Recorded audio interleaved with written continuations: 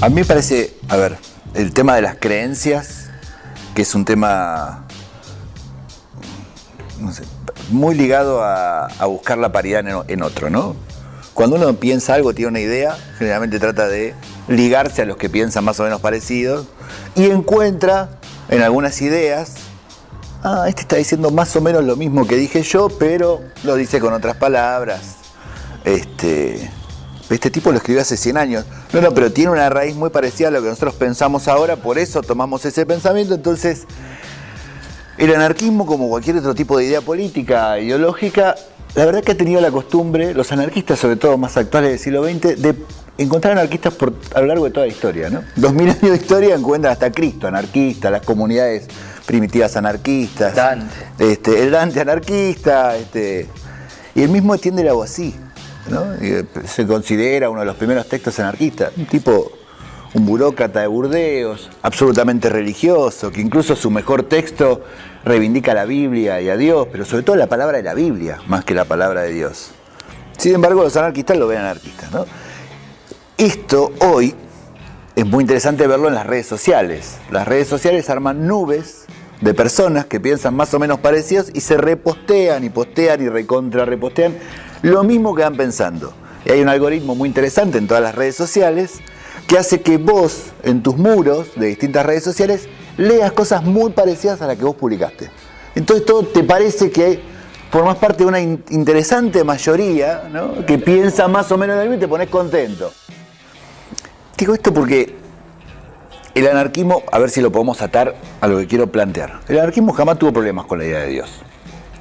Porque la idea de Dios es una idea que de unos 5.000 años para acá viene rompiéndole la cabeza a cualquier ser humano que le toque, en suerte o en mala suerte, pisar el planeta Tierra, salir de otro cuerpo, que ya es algo bastante antinatural, ¿no? Es decir, uno sale de otro cuerpo y aparece acá, y eso te llena de preguntas. Los anarquistas del siglo XIX son tan iluministas como los liberales del siglo XIX. Todos los círculos libertarios del siglo XIX, si uno hace una escala de todos los nombres, todos tienen que ver con un proceso muy iluminista donde está el Dios ciencia, que nos va a decir realmente de dónde venimos, hacia dónde vamos, por qué la sociedad funciona como funciona, por qué los seres humanos son como son, y se plantan en un endiosamiento de la ciencia, y los nombres son, bueno, a la luz de la ciencia, a la luz que ilumina la oscuridad, Aurora, todos son iluministas, tan iluministas como Sarmiento. Y ahí vos te das cuenta que el problema del anarquismo, si vos pensás en lo que endioseó, por ejemplo, ¿no? La ciencia como un dios, la palabra como un dios, la militancia política como un dios, el dar la vida y matar al tirano como un formato de Dios que me puede guiar a mí en el cuerpo. Son todos dioses finalmente. El problema del anarquismo no es con Dios, porque muchos anarquistas creen en Dios, y no está mal, porque quieren saber de dónde vienen y no sé cómo surgió esto. Lo que no van a creer los anarquistas, a diferencia de otros creyentes, es en cualquier discurso que regule esa creencia de Dios, que le genere una jerarquía, o que haya una intermediación, que haya un obispo, un cura, un sacerdote en el medio, que diga cómo tengo que creer, qué días tengo que ir a rezarle a ese Dios. Entonces vas a encontrar grupos muy interesantes. Ha habido grupos anarcocristianos que han reivindicado la vida comunitaria de las comunidades primitivas, y pensando que Jesús era un primer anarquista también. Entonces digo, es particularmente interesante para mí pensar la idea de Dios, porque no habría que discutirla. Si alguien cree en Dios, está muy bien. Si alguien no lo cree, también. Y si hay un grupo que nos podemos definir como agnósticos, porque en realidad no logramos tener una comprensión de que exista un Dios y creemos más en la ciencia, también está bien. El punto es si queremos que haya, a partir de esa figura de Dios, sea la ciencia o sea el hombre, intermediarios que me digan cómo tener que absorber esa creencia y cómo llevarla a la práctica, ¿no? Que en el caso de las religiones son demasiado rígidas. Las tres principales religiones son absolutamente rígidas. Las tres creen en el mismo Dios. ¿Dios? Te diré algo. Déjame darte información confidencial sobre Dios. A Dios le gusta observar. Es un bromista. Piénsalo. le da al hombre instintos. Les da ese extraordinario don y después, ¿qué es lo que hace? Lo juro, para su propia diversión, para su propio teatro cósmico privado, él coloca las reglas en oposición. La mayor estupidez que ha existido. Mira, pero no toques. Toca, pero no pruebes. Prueba, pero no tragues. Es interesante, porque decimos Dios, siempre miramos para arriba, ¿no? En vez de mirar para los costados, como diría Spinoza, ¿no? Dios y la naturaleza. Evidentemente eso está muy cargado en los cuerpos. La frase más maravillosa que tiene el anarquismo es: la única iglesia que ilumina es la que arde. Y no es porque los anarquistas quieran quemar iglesias, sino simplemente por pensar que es una intermediación que no es válida. Si yo creo en Dios, es un asunto mío y lo puedo tomar como quiera. Y puedo vivir con esa idea y con esa creencia como quiera. Y si creo en la ciencia también. Yo, en lugar, le dejo a mis compañeros las críticas del anarquismo a la religión y, digamos, todos los embates que pueden entenderse que provienen del anarquismo para intentar pensar a partir de un texto muy importante de Antonin Artaud, que lleva como subtítulo El anarquista coronado. Y Artaud llama al anarquista el monoteísta místico. Es un contradictorio con lo que a priori uno podría pensar de un anarquista, sobre todo si tiene en cuenta la tradición de Bakunin, etcétera, ¿no? Porque en definitiva lo que está en juego, digamos, en este misticismo de Heliogábalo, es la idea de que vamos todos hacia una gran unidad indiferenciada. Esa unidad indiferenciada, entre otras cosas, disuelve cualquier privilegio de alguna parte, digamos, y disuelve cualquier jerarquía. Entonces, le abre como práctica y como idea más o menos consciente a Heliogábalo, que este jovencísimo emperador y voluptuoso, provocador, orgiástico y otra serie de rasgos que se le pueden marcar, bueno, aparece la idea de que en el anarquismo se conjugan un gran saber de la multiplicidad del mundo y al mismo tiempo una férrea creencia en una gran unidad caótica que nos termina mezclando a todos, digamos. Entonces aparece eso que Antonin Artaud llama un monoteísmo místico, digamos. Heliogábalo se pone ese nombre por Eleagábalus, y que Antonin Artaud llama deseo. Y ese es el lugar hacia el que los cuerpos van, digamos, donde confluimos. Así que me parecía que era interesante pensar un poco esa contraposición entre el anarquismo como una gran crítica a la religión jerárquica, a la idea de una unidad separada del mundo que pide el sacrificio de los cuerpos, por contraposición a esta unidad inmanente donde básicamente los cuerpos son arrastrados, digamos. Y en ese arrastre, en ese tránsito hacia esa gran fusión caótica, lo único que le cabe a un verdadero anarquista, es decir, a un príncipe o a un rey o a un emperador como es Heliogábalo, es un derroche infinito y una transmutación de cuerpo en cuerpo. No sé si hay una idea de Dios en el anarquismo. Confío en que también eso va a depender de lo que entendamos por anarquismo y que justamente el anarquismo, es decir, la doctrina libertaria por excelencia, nos permite crear la concepción, crear la concepción de lo que es el anarquismo que mejor podamos y que más querramos. Sobre todo si pretendemos poner también a la idea de anarquismo como una lupa que interrogue y que abra una discriminación sobre nuestra experiencia y sobre nuestras vidas, y no solamente como una cantidad de centímetros de la biblioteca. Dicho esto, me parece que hay en la historia algunos usos de la imagen de Dios o de la idea de Dios que no solo son conciliables con algunas concepciones del anarquismo, sino solidarios y coherentes. como el que recién describía Ariel, que a mí me hacía acordar, y seguramente Ariel era muy consciente de esto, al Dios de Spinoza, al Dios de Baruch de Spinoza del siglo XVII. Spinoza viene a discutir con el hecho de que Dios sea la idea de una divinidad externa al mundo, que por lo tanto lo que está diciendo es que nuestra experiencia mundana y nuestros cuerpos y nuestras prácticas se definen por ser no divinas y ser menos que divinas.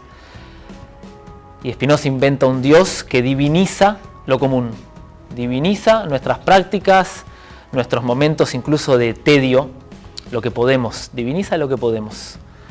Es decir, que nos devuelve una gran potestad sobre nuestras vidas y también una gran responsabilidad sobre nuestras vidas, porque no hay una instancia exterior y trascendente y ulterior a donde se vaya a verificar o donde se vaya a poder dar lugar a lo que de verdad queríamos o de verdad pensábamos.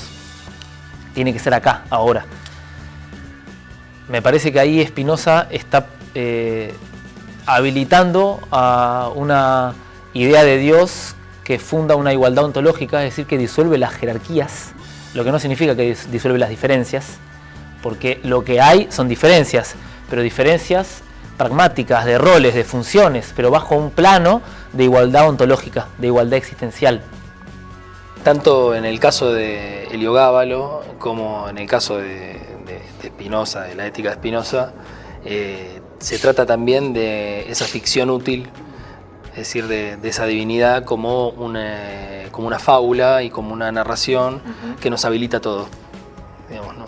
Es decir, contrariamente al Dios cristiano, digamos, que es el vigilante de nuestra culpa, el Dios, digamos, el Dios que es capaz de dirigir el anarquista coronado, y que en alguna medida tiene algo de ese Dios de Spinoza, aunque me parece que es más discutible, digamos, porque también son otros lenguajes, y Spinoza también discute con Descartes y con otros personajes de su tiempo, pero que es un Dios habilitante, digamos, ¿no? Es decir, que es toda la potencia, ¿no? Y si nosotros le ponemos una figura a toda la potencia, le ponemos una narración, esa narración nos la hace habitable. Porque toda la potencia, por definición, es inhabitable para bichos que pueden apenas pellizcar un poquito de la potencia, y me parece que en ese sentido el carácter ficcional, digamos, de la religión anarquista es bien potente, porque son esas narraciones que están dispuestas para habitarlas, para ser habitadas, y que son habilitantes y habitables. Yo tengo un amigo que tenía en un momento su iconito de chat, una imagen que era el esclavo ricotero de Rocambole que rompe las cadenas, con la cara de Spinoza.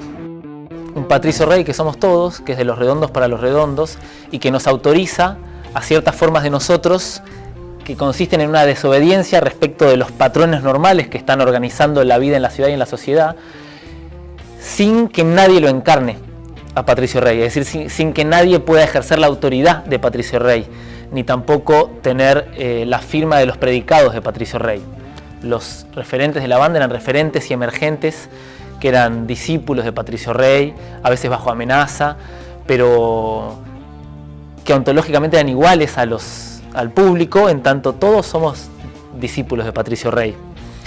Porque también la evidencia de la realidad del mundo que habitamos es una evidencia antifraterna, es una evidencia anti-autonomista, es decir, es una evidencia digamos, que desmiente la divinidad anarquista, que desmiente que lo más importante que hay somos nosotros y que nadie tiene la verdad sobre nosotros. Más bien, todas nuestras vidas se organizan en función del hecho de que hay algunas verdades a las que nos tenemos que adaptar. Por ejemplo, que hay que laburar, que lo más importante del mundo es hacer turismo y zaraza.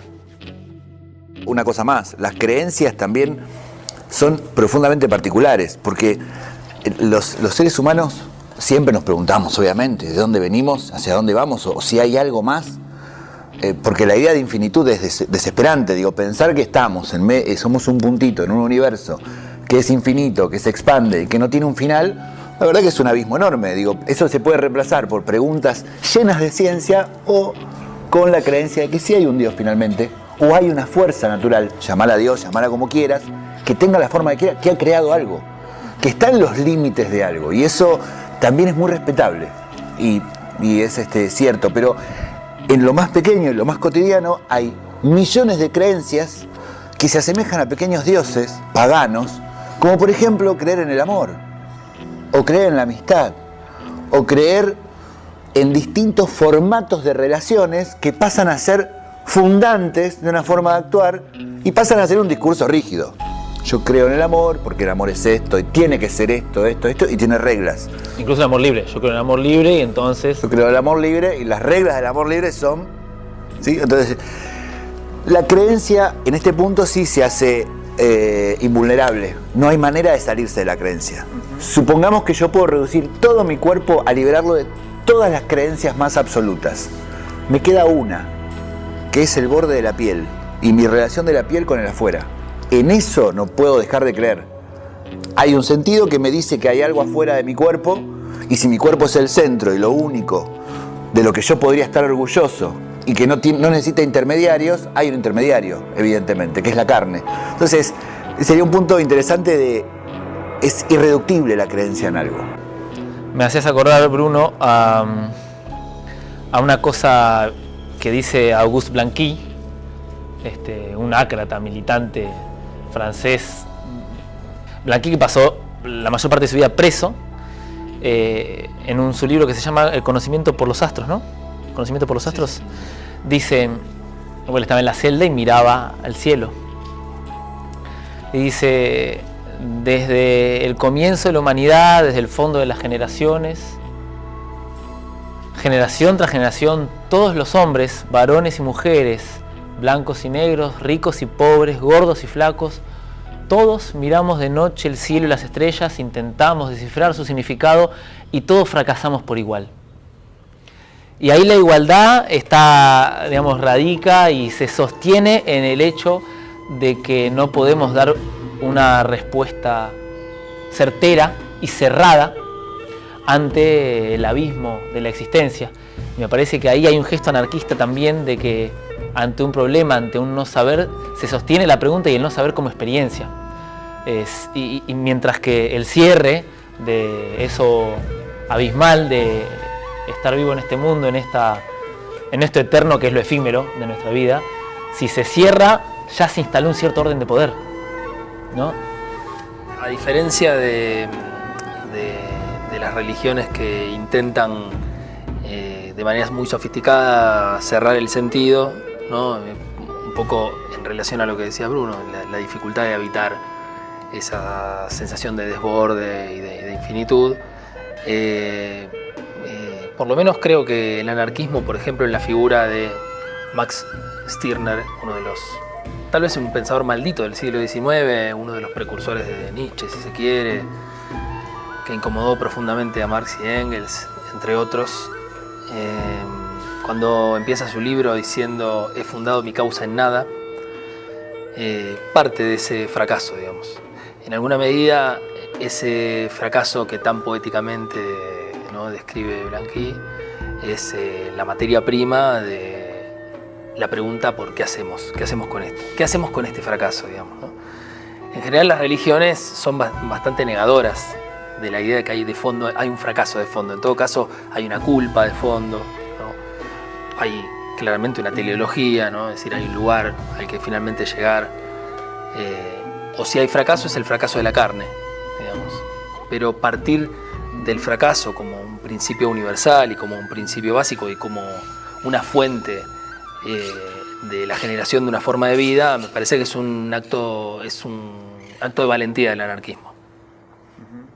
Me hiciste pensar esto de realmente estar acá, en este lugar, en este mundo plantado, con 7.000 millones de tipos en guerra hace 2.000 años, es un fracaso absoluto de todos. Pero es interesante cómo la religión puede absorber ese fracaso, porque ante la realidad objetiva de ese fracaso que somos como sociedad, la única opción sería sacudirlo y darlo vuelta. Subvertir ese orden definitivamente y decir, bueno, muchachos, ya está, tenemos que empezar de nuevo.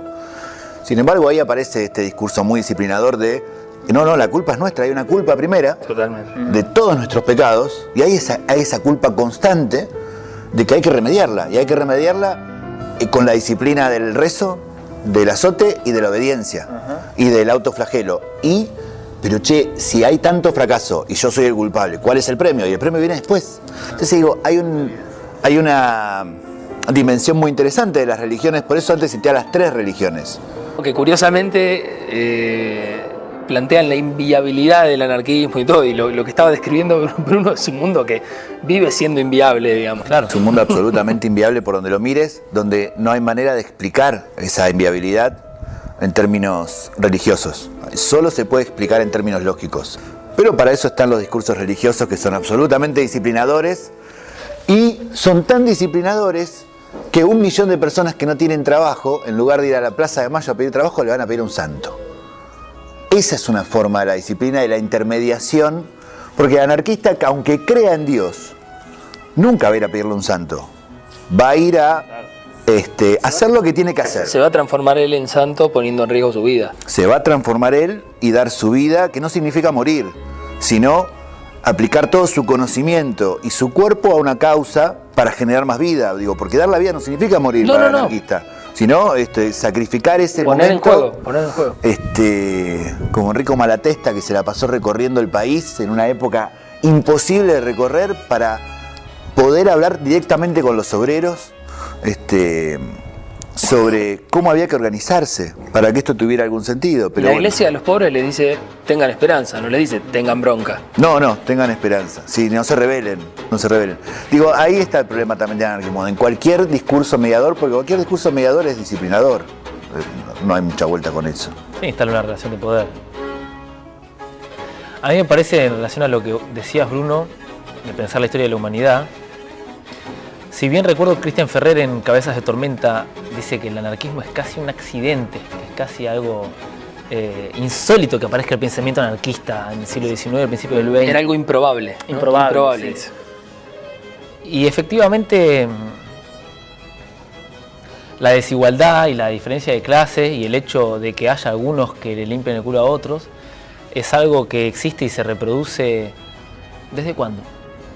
Desde el sedentarismo. Mi amigo Rubén Mira suele decir que el anarquismo es mucho más atractivo que el socialismo, porque el socialismo hay que instaurarlo y tiene que convertirse en una causa que perseguimos con medios que tal vez no coinciden con aquello que decimos que queremos instaurar, mientras que el anarquismo empieza ahora, dejando de obedecer.